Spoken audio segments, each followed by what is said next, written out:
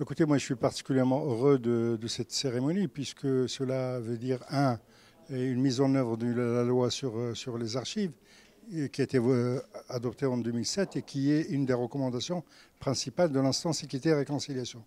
Deuxièmement, ce dépôt d'une première partie des archives du Conseil de la communauté marocaine étrangère va permettre leur préservation, leur sauvegarde, mais surtout il va permettre aux chercheurs marocains de commencer à travailler sur l'histoire de la genèse, de la naissance du Conseil de la communauté marocaine étrangère et puis de sa première année d'activité avec notamment les activités des 5 groupes de travail qui avaient été créés.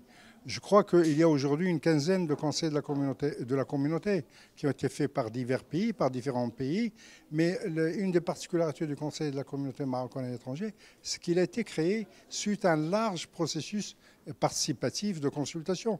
Et toute cette période d'avant la création du Conseil est reflétée dans ces archives. Et cette initiative est tout à fait louable dans la mesure où elle donne l'exemple aux autres institutions publiques pour faire de même.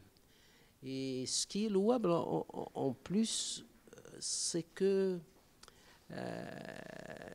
ce qui nous a été remis aujourd'hui a été fait dans les règles de l'art, à savoir un conditionnement, un inventaire fait d'une façon très professionnelle.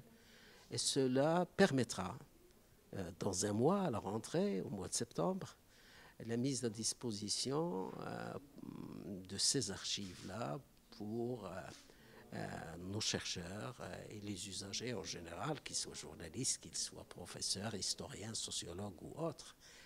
Et cela est tout à fait encourageant et je souhaiterais vivement que d'autres institutions fassent de même.